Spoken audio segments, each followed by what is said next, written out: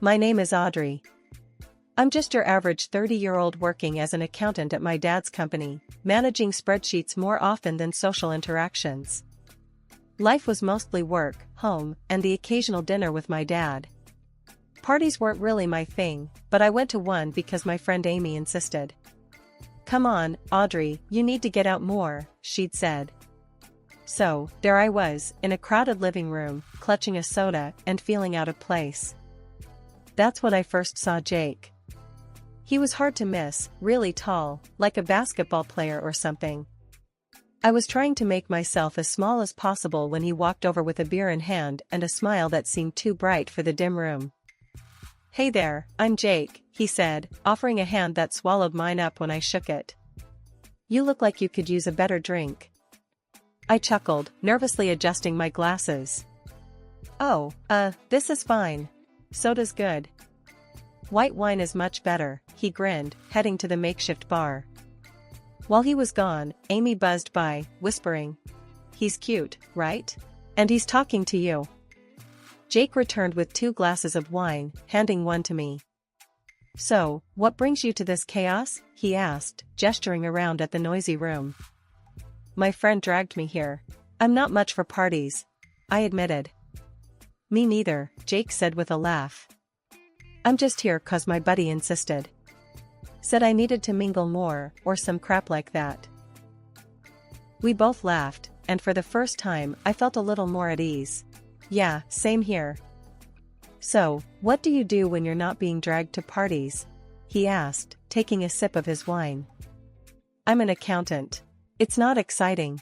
Just numbers and more numbers," I explained, expecting him to lose interest. Cool. Numbers are important," he said.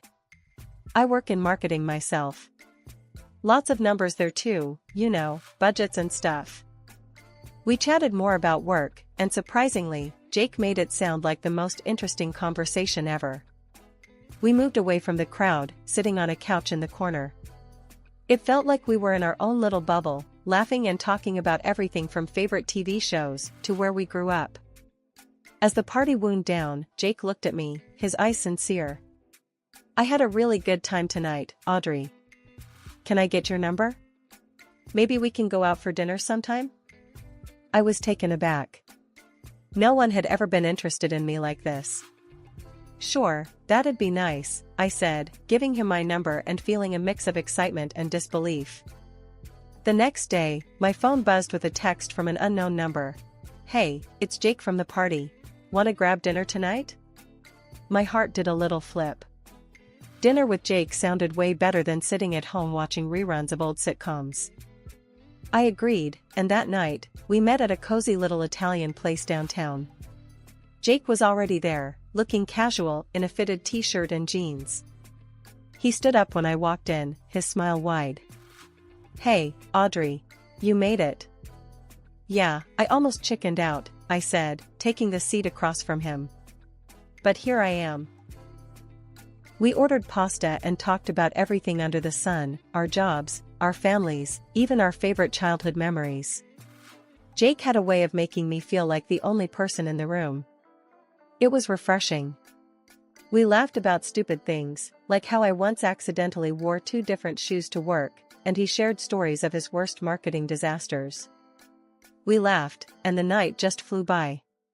When we finally left the restaurant, Jake suggested we take a walk. The city was quieter, and the cool night air felt good. We strolled along the river, talking about everything and nothing. It was like we'd known each other forever. Our second date was even better. Jake took me to a local jazz bar. We drank overpriced cocktails, and I even danced a bit, something I never thought I'd do. Jake was a good dancer, and his easygoing vibe made me forget all about my awkwardness. The night ended with him walking me to my door. "Thanks for the awesome night," I said, feeling a bit shy. "My pleasure," Jake replied, leaning in. Our lips met in a kiss that was surprisingly soft and sweet. It felt like the start of something real. Things moved fast after that. We spent more time together, meeting each other's friends and even our families. My dad was a bit skeptical at first, but he warmed up to Jake pretty quickly. Jake's parents were lovely, treating me like part of the family from the start. One evening, Jake and I were at his parents' house for dinner. His mom, Martha, was bustling around the kitchen, while his dad, Frank, was telling stories from his younger days. Jake was always a troublemaker, Frank laughed. Couldn't keep him still for a minute.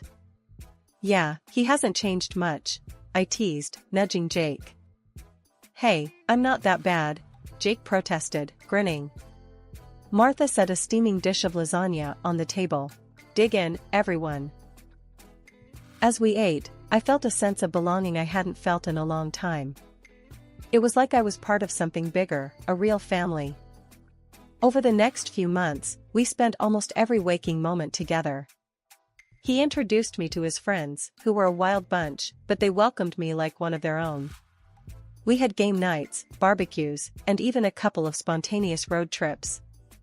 Life with Jake was a whirlwind, but in the best possible way. He made me feel special, like I was the only woman in the world who mattered. It's been a few months since Jake and I tied the knot. The wedding was nothing fancy, but it was perfect for us. I even found myself liking how I looked in my dress, something I didn't expect. We posted pictures online, and it was nice to see everyone's happy reactions. We started off living in a small rented apartment. It was ours, and it was filled with laughter and plans for the future. But life has a way of changing when you least expect it. One evening, Jake came up to me while I was cooking dinner. He had this serious look on his face, the kind he gets when he's made a decision. Babe, I've been thinking, he started, leaning against the counter. My folks are getting on in years, and they really shouldn't be on their own anymore. What do you think about moving in with them to help out? I was surprised, but it made sense. His parents had always been welcoming to me, treating me more like a daughter than a daughter-in-law. I think it's a great idea, I said, smiling at him. Let's do it. Moving in with Jake's parents was smoother than I expected.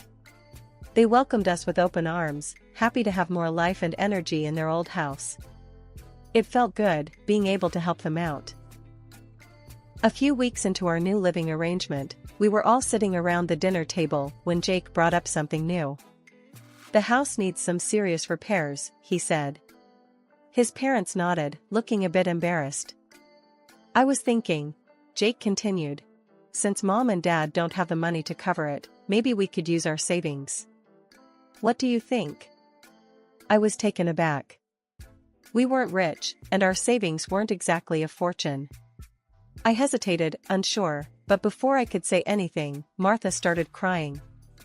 Oh, I just hate the thought of asking you kids for help like this, but the roof's leaking and the winter's coming.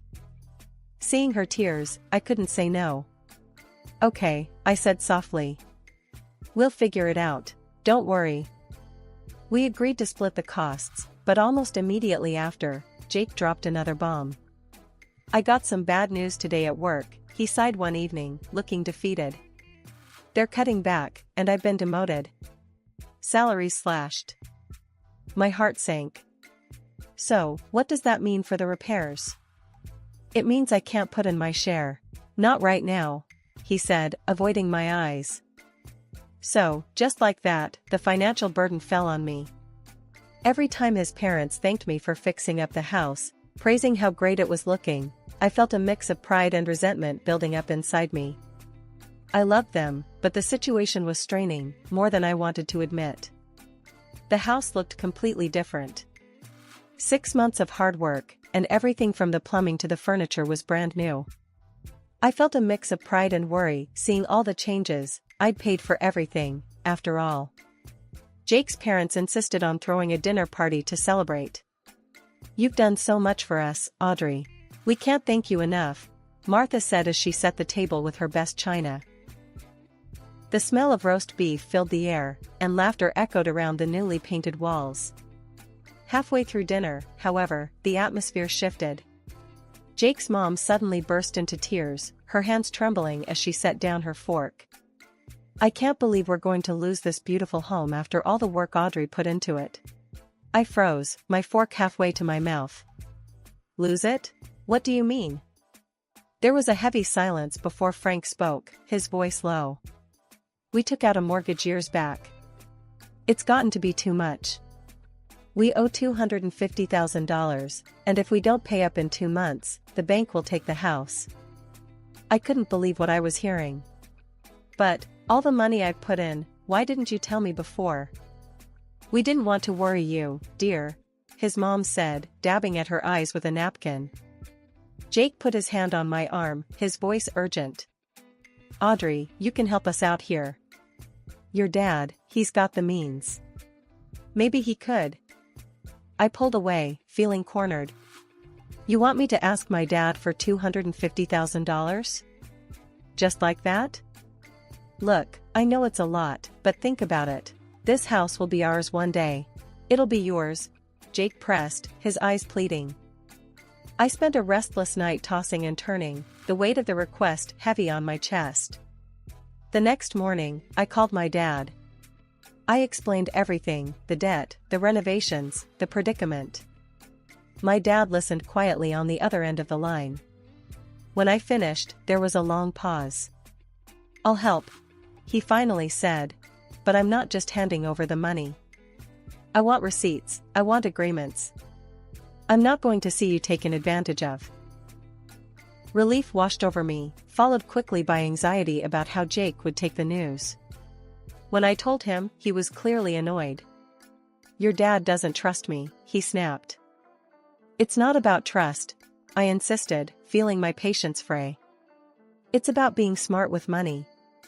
It's a lot of money, Jake. We need to be careful. Jake muttered something under his breath and walked away, leaving me to wonder if we'd ever get past this.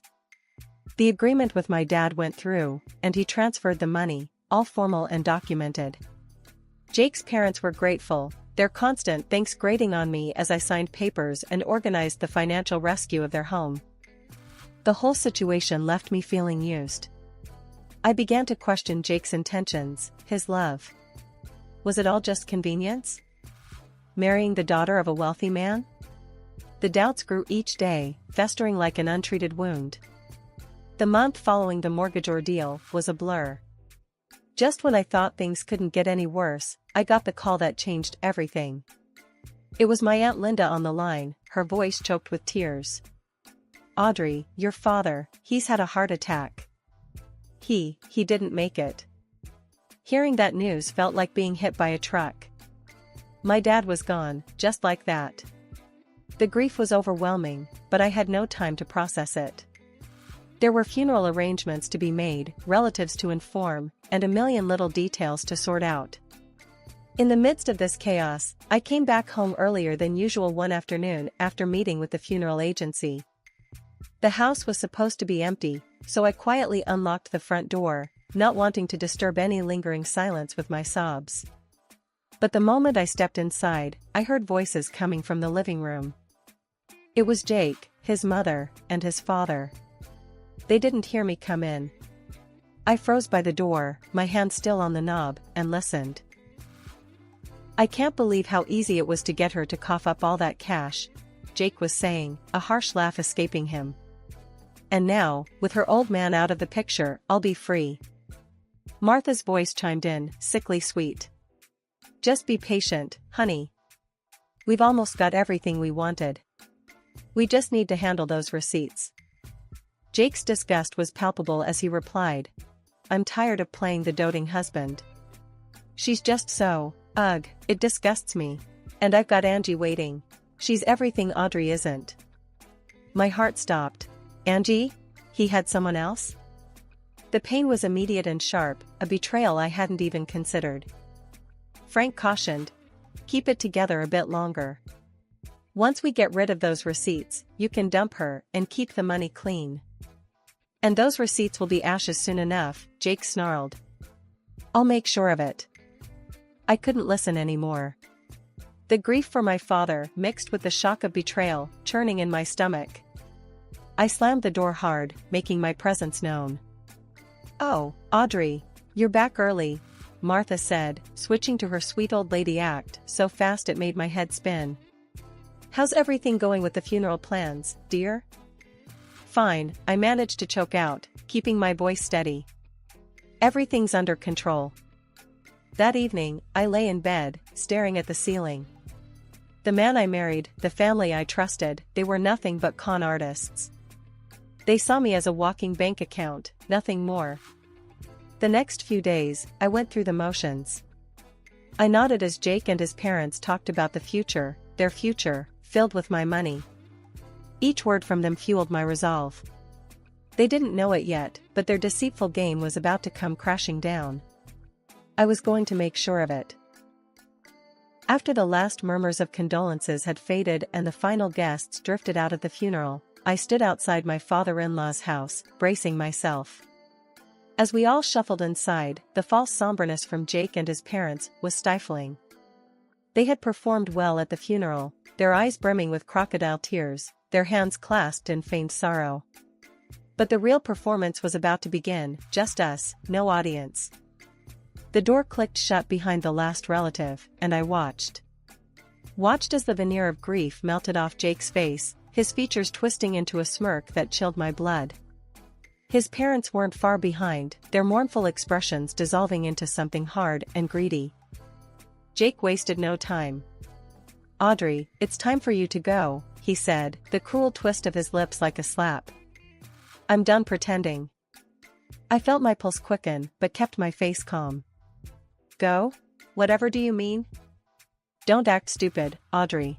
I can't stand you," Jake sneered, his words like daggers. "I've got someone else, someone young and sexy. Not a dull, pathetic woman like you." Martha stepped forward, her voice dripping with disdain. "We were only putting up with you because of your money, darling.